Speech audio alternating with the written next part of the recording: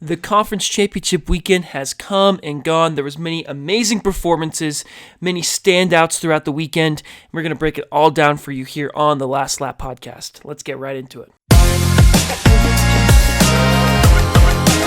Alrighty, you guys, thank you once again for tuning in to another episode of the Last Lap podcast. This is quite a few in a row we've done now. I think we're well over 20 at this point, which is awesome.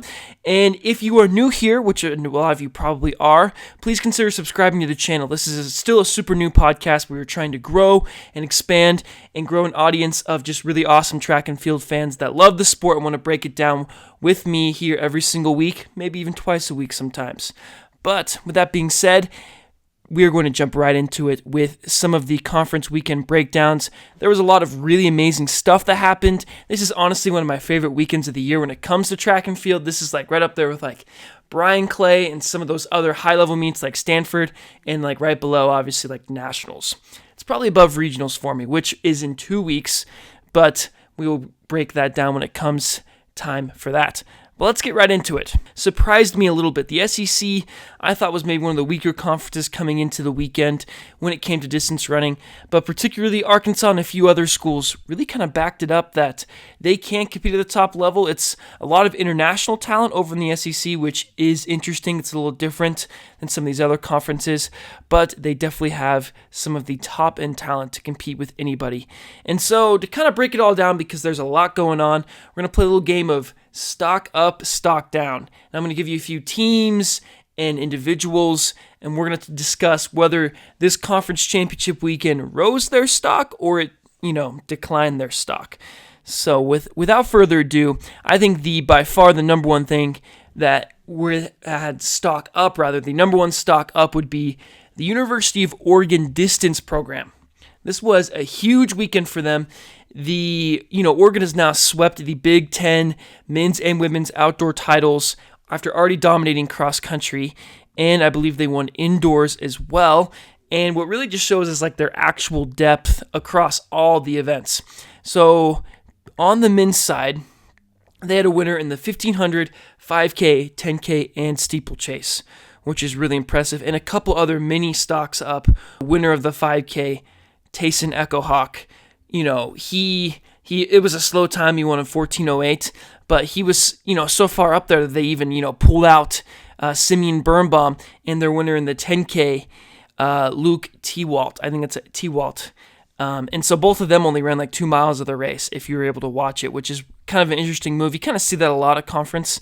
But that's because they had so many dudes up at the front and just kind of dominating. As well, they had a steeplechase champion in the mix by the name of Benjamin Balazs, winning another massive conference title. Very big for him.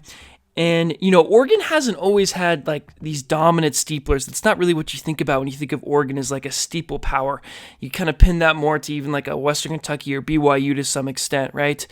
But he looks like a legitimate threat at the top of the NCAA now. He's got the grinder, he's a race tactician, a championship scorer, and all that. And really like a nice centerpiece for them as they go, to try to win a national championship on their home track. I don't know how long it's been since the Oregon men have done that, but really stock up to them. This is, in my opinion, kind of the symbolization that Oregon is back for the most part, if not all the way back. They won, cross country. They got a trophy in the cross country meet, and now they have this impressive performance outdoors, sweeping the entire podium, or the entire first place rather, in the 1500, the 5K, the 10K, and the steeplechase, like the big four distance events. They all cleaned out in, which is super impressive. The Big Ten is not a weak conference in that regard. Like, it is a power conference, and there are definitely dudes that can compete and really should be up there. And that actually leads me to my first stock down, and that is Washington 1500 meter running.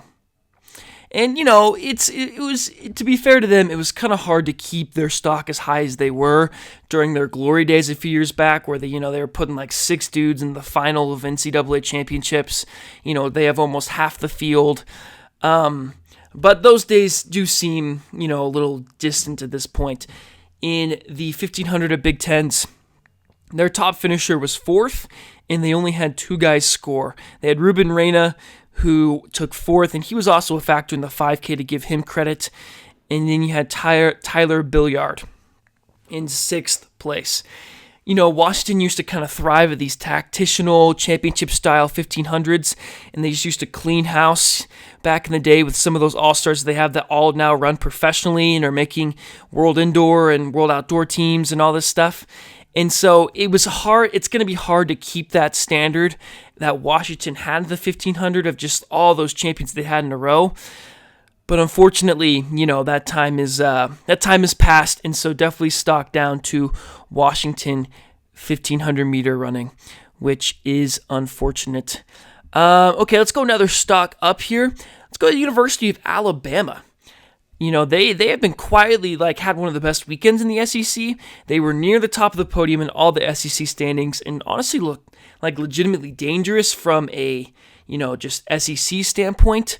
And they're becoming more than just, they had some good distance runners, which they've had in the past, but, definitely is kind of waned a little bit of late, and it seemed to have a little bit more depth, right?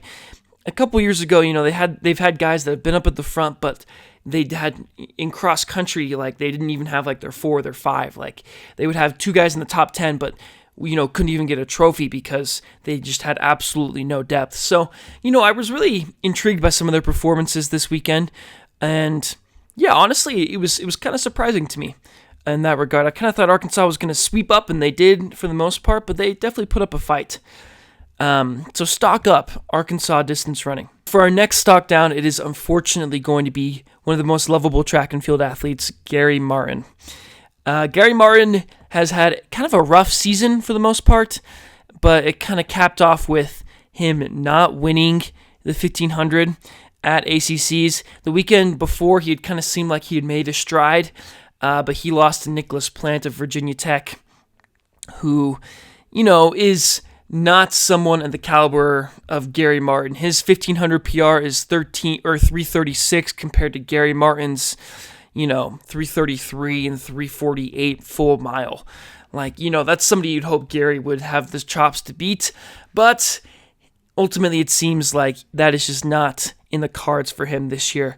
I was kind of really hoping he would, kind of solidify himself as maybe somebody who can compete at the 1500 at the outdoor championships in just, I believe, 3 weeks from now. But ultimately, I think it is going to come down to a 3-person race, possibly 4. Actually, I'm going to give it 4 here. So you've got Simeon Birnbaum, obviously, 1500 meter collegiate record holder. You got Marco Langen, obviously in the mix. He's number 2 all time. Carter Cutting, the indoor champion. He looked amazing at Big 12s. He closed in 51 seconds, and his last 200 looks like he got shot out of a literal cannon. The dude just flew to the front. Super impressive by him. I remember just watching that race live, and I thought he was out of it. And then all of a sudden, he was winning by a gap. And so, super impressive. He's definitely in the mix. People aren't talking about him enough. And then 4th is Colin Salmon, assuming he decides to run it. He has a lot of options. He could, anywhere from the 5K to the 800, it seems like he could do really well in at regionals and nationals. So it'll be interesting to see what he decides to compete in. But those are really your 4 individual, I think, vying for the title. And it seems like every time we have favorites, one of them doesn't actually make the final, like Aaliyah Murphy, who didn't make the final last year. It seems like just because they go so tactical and they just leave it down to a kick too much. But, ultimately, I hope they all make it through and one of them can go in and win. But let's go to another stock down, keeping it in the ACC, and that would be Wake Forest distance running. For a long time, I was told Wake Forest was the future, that they had all this young talent and they were recruiting super well and that they were going to be the next big thing, competing for, trophies and national championships and cross country and then putting people up there in the individual events for track. And that really just has not come to fruition. It seems like a lot of their guys are dealing with injuries. Rocky Hansen was just 4th in the 1500 at ACCs and was 15th in the 800, which is obviously not what you're hoping for. We'll see if he is able to turn it around at regionals and make it to the national meet, but it seems like the odds are definitely stacked against him. And then JoJo Jordan just hasn't been healthy, and they have a lot of guys that just haven't been healthy. So, it's hard to see the vision at this moment. Maybe they will come through by the fall, and they could be somebody who competes for a podium. But it's just hard to see at this moment for Wake Forest. Let's go for another stock up. Let's go in the SEC, and Ole Miss is absolutely rising right now. I kind of talked down on the SEC a little bit before this weekend, but stock up to a couple of SEC teams. They were very competitive in the SEC. It seems like their distance group is improving year by year. Obviously, that's not what it once was with the Craig Engels and the Walid Suleimans and all that, but it feels like they're kind of entering that second tier nationally behind some of those superpowers that we'll talk about in a little bit. And that we've talked about before. I think Oregon is definitely a superpower in that regard. Slide stock up to Minnesota because of their distance depth. We're going to go stock down here to North Carolina. UNC feels like they just, have not been what they once were. And obviously you knew they were going to take a step back when Parker Wolf and Ethan Strand left, but it was kind of a tough outdoor meet for them, kind of a tough outdoor season. That's another place where it seems like their guys just struggle a lot with staying healthy and staying, in tip-top shape, except for Ethan Strand. But you would have liked to see a little more from them, and it would be interesting to see where that program goes. They have a great coach in Chris Miltenberg. It'll be interesting to see kind of where they go from here, if they can kind of bounce back and get more of those athletes that will put them in the national conversation in cross-country coming in the fall, or if this is kind of more of the new normal for them, which would be unfortunate. Okay, let's finish last kind of stock up, and I will say this is just probably a slight stock up, but we talked about them a little bit in the Big 12 preview, and that's BYU. They seem to have a lot of depth this weekend, and they had a tough cross-country season, particularly on the men's side, but it seemed like, they put a lot of guys that scored in the steeplechase, and, Tavon didn't run it quite as well as many people thought, but he took third in the 5K, and you had Carter win the 1500, and you had a couple of just really impressive performances, and particularly stock up to their women. They had Taylor Lovell win the steeplechase, and they took second in Big 12's basically just off of distance running. You had a bunch of girls doubling back. You had Jane Hedengren win the 5K and take third in the 1500. I think they scored 4 to maybe even 5 or 6 people in the 5K, which is crazy. They scored 5 or 6 in the 1500. Really impressive by them to kind of stack up so many people in events. And finally, final stock down here that we're going to do. We've been doing this for 10 minutes now. But stock down to the Jerry Schumacher critics. There were real questions about the last few years about Jerry Schumacher and if he could rebuild Oregon into some national distance powerhouse, or if he was too focused on the Bowerman Track Club, or whatever it may be, that he just wasn't going to spend time, or was going to burn his athletes out. And you kind of heard it all with the Jerry Schumacher critics. But this weekend, and the way Oregon dominated the Big Ten, definitely shows that he can coach college kids, that he can coach Bowerman and Oregon at the same time. And, when you're building a recipe to have a national dominant powerhouse, you want the people that are winning individual titles that are up at the front, like a Simeon Birnbaum, but you also want that depth that can go and compete at make the national meet and compete at a conference championship. That's what they have with Tayson Echohawk and, some of the depth. And, maybe you put